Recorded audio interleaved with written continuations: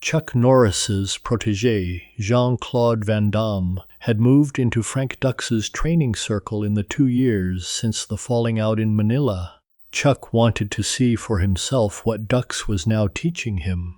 So on Sepulveda Boulevard in California, when over 300 martial artists and fans turned up for a seminar taught by Frank Dux, Chuck Norris made sure to be there. Martial artists and fans from across the state turned up, but they did not come to be impressed. Most of them had read the Jon Stewart piece in Black Belt magazine that April. They walked in as skeptics, with their doubts about Frank Dux already made up. What none of them knew, including the man teaching the seminar, was that Chuck Norris was sitting in the 4th row, the most famous martial artist in America, sitting quietly among 300 of his peers, watching a seminar taught by a man who was about to make the worst mistake of his career. 43 minutes into that seminar, Frank Dux would call out Chuck Norris, without knowing he was sitting in the audience, and what followed would be discussed in the San Fernando Valley dojos for the next 30 years. In 22 seconds, with 3 movements, Chuck Norris would expose Frank Dux in front of 300 people. At 1:30, Frank Dux arrived. He came in through the side door with 3 senior students behind him, all in black gi, all moving in unison. He bowed at the edge of the mat, turned to face the floor, and smiled the practiced smile of a man who had been waiting 8 months to prove himself to the world. He was 34 years old, 5'11", 170 pounds, and he was the founder of Dux Ryu Ninjutsu. 8 months past the theatrical release of Bloodsport, with a claimed 48-second knockout record from what he said was the 1970 Five Bahamas Kumite and a cover of Black Belt magazine from November of 1980 hanging in his school. The seminar began with knife defense forms, demonstrated against a wooden training blade held by his senior student Greg Wisniewski.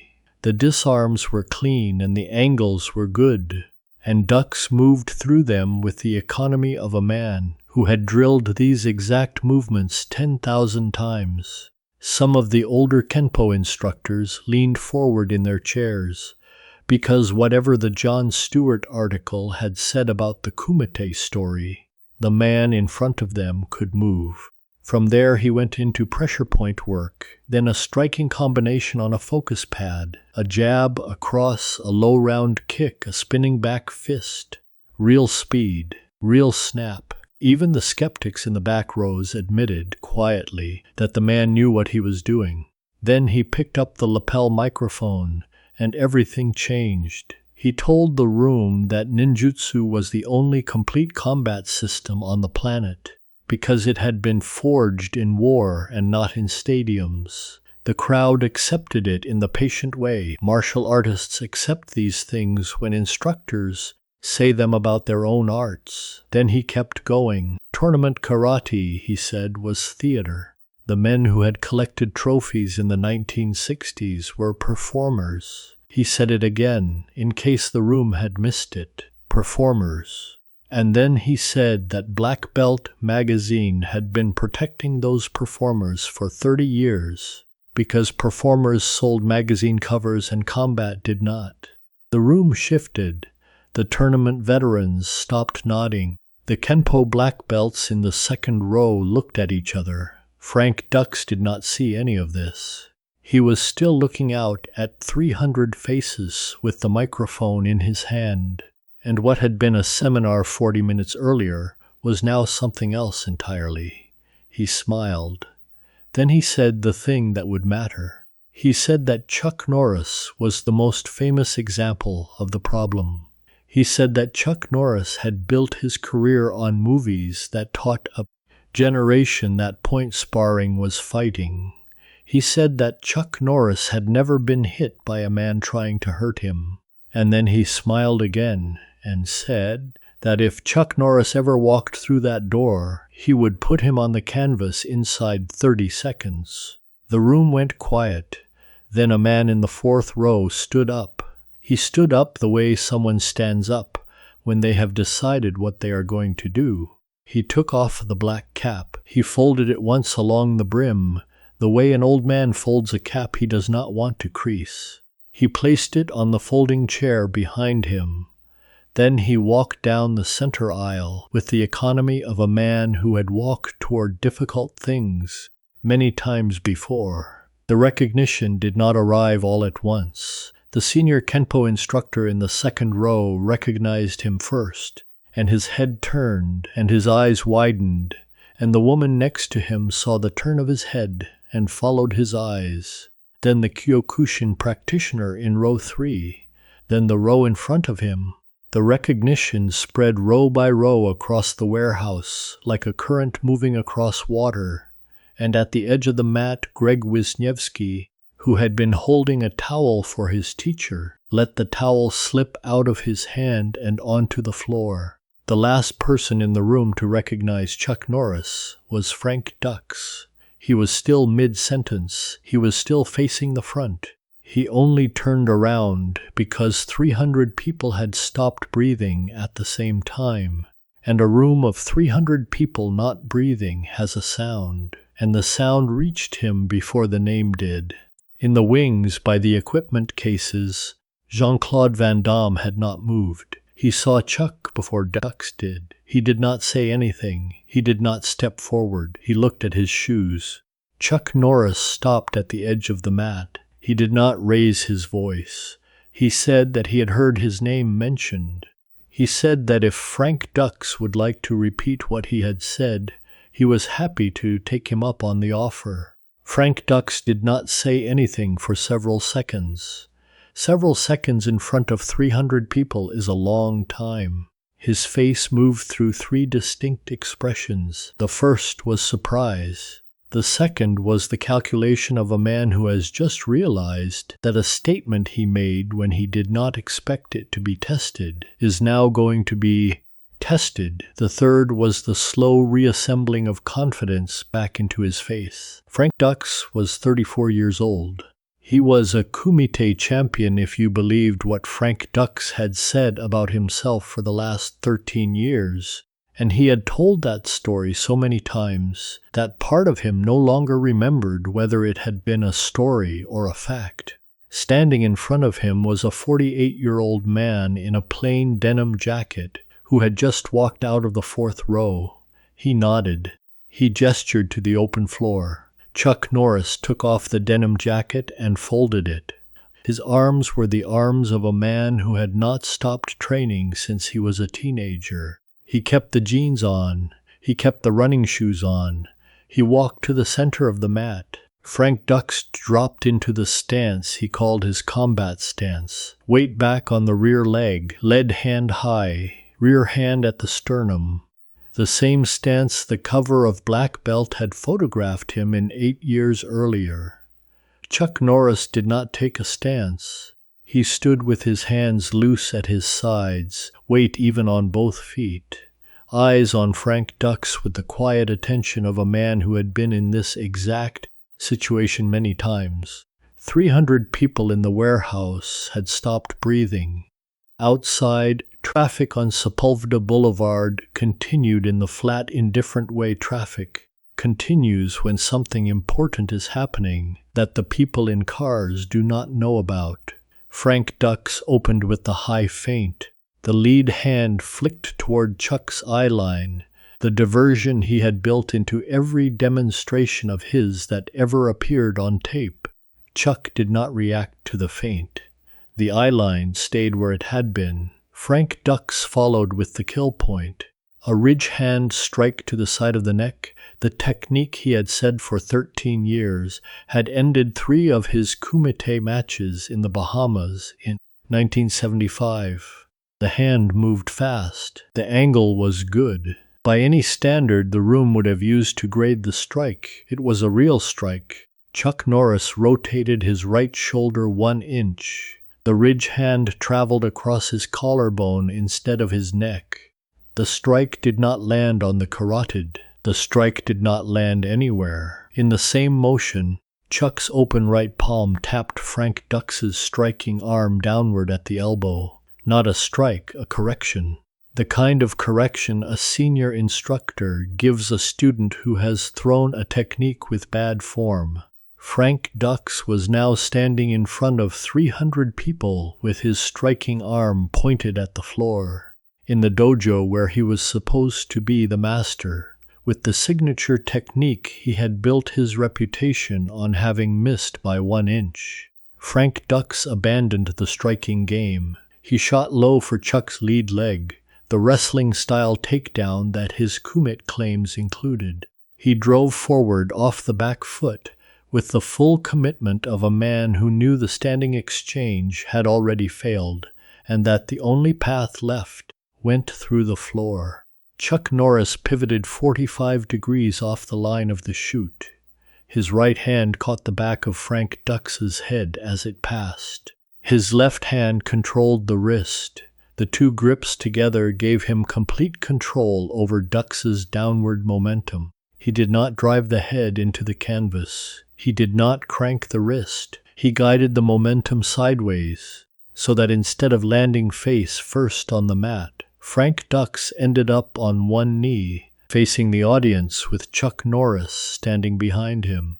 Then Chuck released. Both hands came off. He stepped back 2 feet, hands at his sides again. The room saw what the choice meant.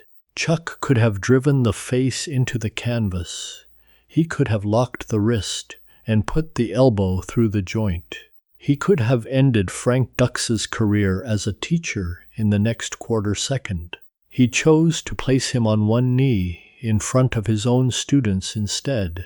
The senior instructors in the second row understood the choice before Frank Dux did. The mercy was not a kindness. The mercy was the lesson. Frank Dux stood up. He was now on his feet in front of 300 people with 2 failed techniques behind him, and the one technique left in his repertoire that he believed would land, the rear leg spinning hook kick. He committed to it. Real rotation, real speed. The kick was athletically genuine. Chuck read the rotation half a beat before Dux's foot left the floor. He dropped his weight and slipped under the kick. The foot passed through the line, where the brim of his cap would have been sitting if he had still been wearing it. Frank Dux completed the rotation and landed off balance, weight on his front foot. Chuck stepped forward inside the recovery window. His front leg came up, a front kick to the solar plexus. The foot stopped 1/4 inch from Frank Dux's diaphragm. It stopped, held there. 1 full second. 300 people saw Chuck Norris' foot floating 1/4 inch off Frank Dux's body, and Frank Dux frozen in place, unable to step forward because stepping forward would mean accepting the kick that had already been chosen not to land. Chuck lowered his foot. He stepped back 2 paces. He stood with his hands at his sides. 22 seconds. 3 movements. The warehouse was completely silent. No applause. 300 martial artists in a converted warehouse in Sherman Oaks on a Saturday afternoon, processing what they had just watched.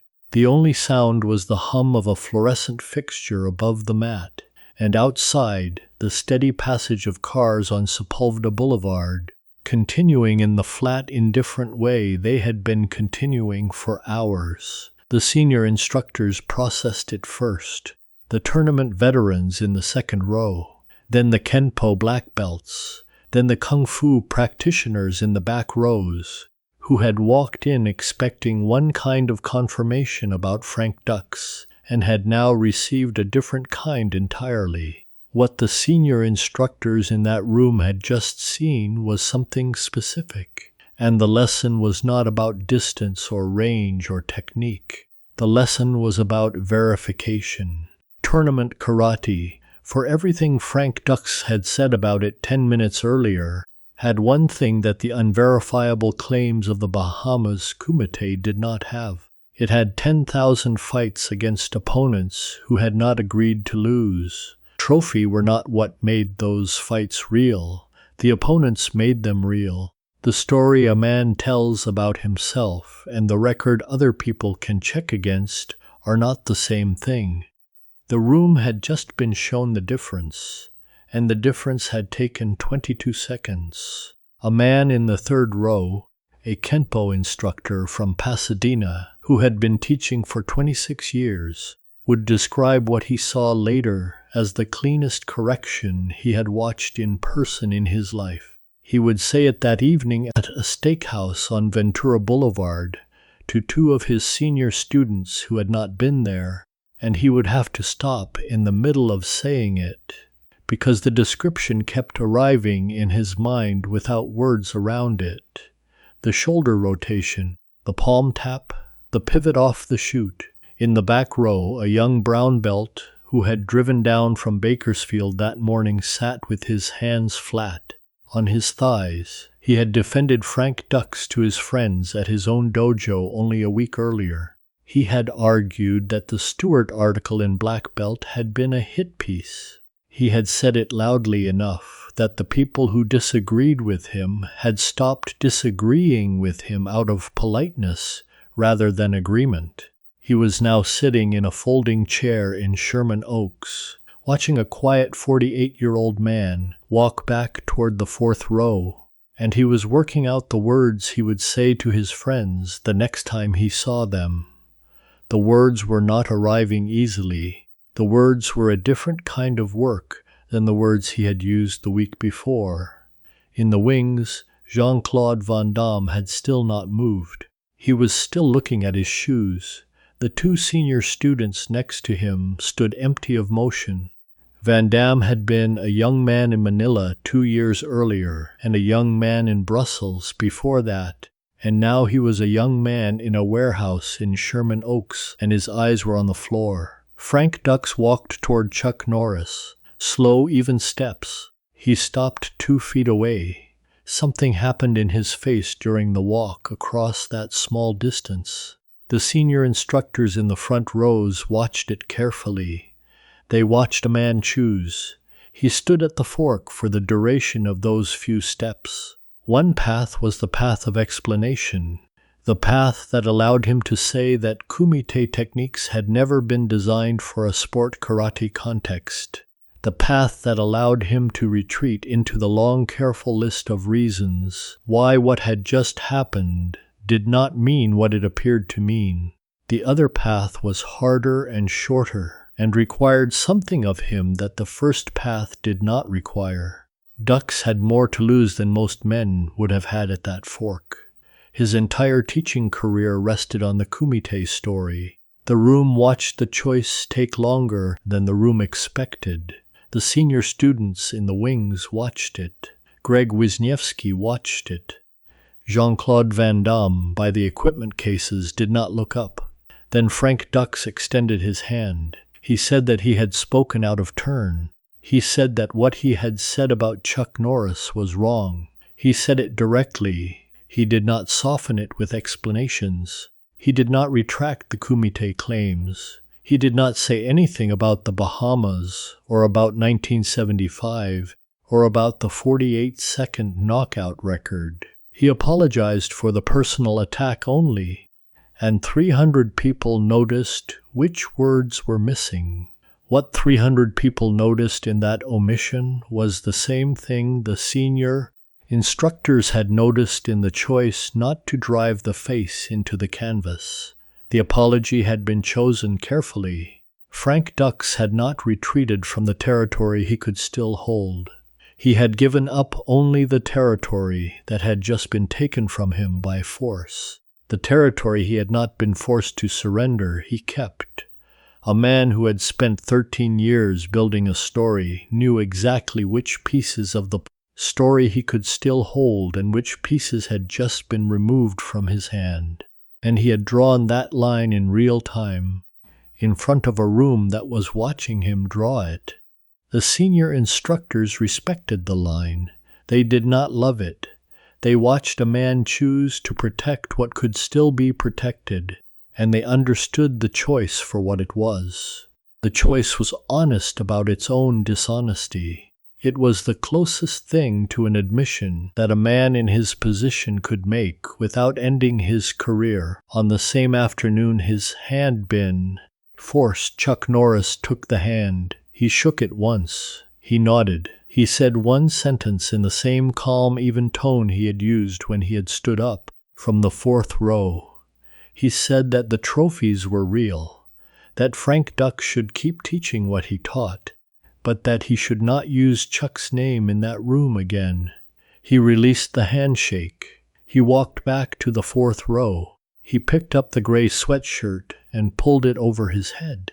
He picked up the denim jacket and put it on. He picked up the black cap and put it back on and adjusted the brim. He walked toward the door. The crowd parted for him. Several men reached out as he passed, not to stop him but to make small contact. A hand on the shoulder, a brief touch on the forearm, the kind of physical gesture men make when they want to confirm to themselves that what they had just watched had been real and had been done by a man who was now walking past them. He acknowledged each touch with a small nod and did not slow his pace.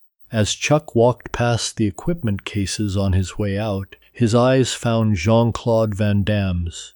Van Damme looked up for the first time in the last 15 minutes. Neither man said anything. Chuck nodded once. He kept walking. He reached the door, opened it, and was gone. Frank Dux stood at the front of the warehouse for a long time after the door closed. The seminar had 30 more minutes left on the schedule. He completed it the way a man completes something he has committed to complete. The remaining demonstrations were technically correct. The knife defense forms were still clean. Greg Wisniewski still dropped where Greg Wisniewski had always dropped. Something in the warehouse had changed and could not be changed back. The 300 people in the folding chairs knew it. Frank Dux knew that they knew it. In the years that followed, Frank Dux continued to teach. The Kumite claims continued to appear in interviews and on the back covers of books. Black Belt magazine would publish a second investigative piece 3 years after that Saturday afternoon. Frank Dux's career would carry on, but everyone who had been in the warehouse on Sepulveda that afternoon would carry with them a slightly different understanding of what they were looking at when they looked at Frank Dux afterwards. The story of the 22 seconds would travel through the dojos of the San Fernando Valley, the way these stories travel, by word of mouth from senior student to junior student, from instructor to instructor, from black belt test to black belt test. Within 6 months, it had reached every serious martial arts school between Burbank and Calabasas.